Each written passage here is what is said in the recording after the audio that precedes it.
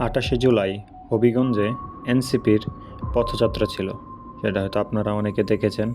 সেখানে ছাত্রদলের কিছু লোক সংগঠিত হয়ে এনসিপির গাড়িবহরে হামলা করে এবং এনসিপির নেতাকর্মীদের উপর অতর্কিত হামলায় অনেক নেতাকর্মীরা আহত হয়। সেখানে আপনারা দেখেছেন তারা ছাত্রদলের সন্ত্রাসীরা কিভাবে একজন ড্রাইভারকে পর্যন্ত কিভাবে নির্মমভাবে পিটিয়েছে। এই সব কিছুর পরে সবচেয়ে ভয়ঙ্কর ব্যাপার যেটা, তারা আলিফ নামের এক ছেলে যে মাত্র ইন্টারমিডিয়েটে পড়াশোনা করছে, তার চোখ উপড়ে ফেলার চেষ্টা করেছে, তার চোখে রড দিয়ে খুঁচিয়েছে। সে আলিফ আজ তার চোখে দৃষ্টি হারাতে বসেছে।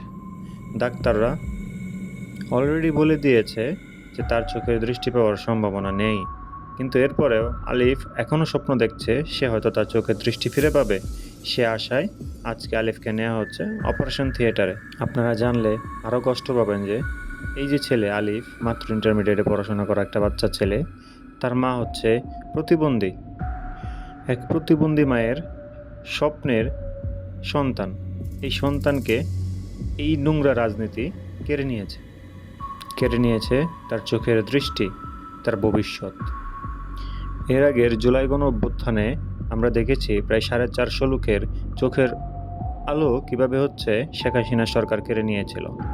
আমাদের দেশের রাজনৈতিক দলগুলো এভাবে হচ্ছে আমাদের তরুণ প্রজন্মের, তরুণ রাজনীতিবিদদের চোখের আলো কেড়ে নেয়, তাদের জীবন কেড়ে নেয়। এমন রাজনৈতিক বাস্তবতায় তরুণরা রাজনীতিতে কেন আসবে, কেন আগ্রহ দেখাবে তরুণরা রাজনীতিতে আসার? তাদের জীবন দেওয়ার জন্য নাকি চোখের দৃষ্টি দেওয়ার জন্য? এরকম একটি ঘৃণ্য কাজ করার পরেও যেসব ছাত্রদলের নেতাকর্মীরা আলিফ নামের ছেলের চোখের দৃষ্টি কেড়ে নিয়েছে, তাদের কোনো শাস্তি হবে না, তাদের পুলিশ গ্রেফতার করবে না। এরকম ক্রাইম করার পরেও ওই সব নেতাকর্মীরা দিব্যি ঘুরে বেড়াবে, ভবিষ্যতে আরও বড় ধরনের ক্রাইম করার সাহস পাবে। রাষ্ট্র যতদিন এসব সন্ত্রাসীদের প্রশ্রয় দেবে, এইসব সন্ত্রাসীদের আশ্রয় দেবে, রাষ্ট্রের জন্য সেটা অবশ্যই পরবর্তীতে হুমকি হিসেবে সামনে আসবে এবং এর খেসারত অবশ্যই বিএনপি সরকারকে বুঝেই দিতে হবে। একটু আগে নিউজে দেখলাম আলিফের অপারেশন শেষ হয়েছে এবং ডাক্তাররা জানিয়েছে সে আর এই চোখ দিয়ে দেখতে পারবে না।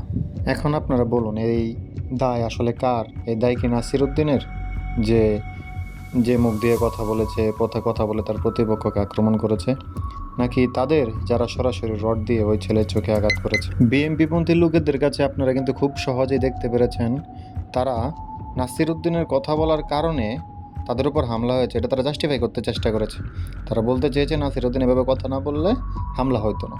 ওকে ঠিক আছে, নাসির উদ্দিনের কথাবার্তার কারণে তার উপর হামলা হয়েছে, কিন্তু ছাত্রদলের যেসব ছেলেপেলেরা ওই ছেলের চোখে রড দিয়ে আঘাত করেছে, যার ফলে ওই ছেলেটার চোখ নষ্ট হয়ে গেছে, এটা নিয়ে তো কেউ কথা বললো না। এটা নিয়ে not a single BNP activist ও সে বিএনপি পন্থী পার্সন কেউ কথা বলে নাই। এর মানে তার মানে অবশ্যই তাদের কাছে ব্যাপারটা খুবই স্বাভাবিক যে একটা ছেলের চোখ তারা তুলে নিয়েছে বা চোখের আলো সারা জীবনের জন্য কেড়ে নিয়েছে, এটা তাদের কাছে খুব বড় অপরাধ মনে হয় নাই।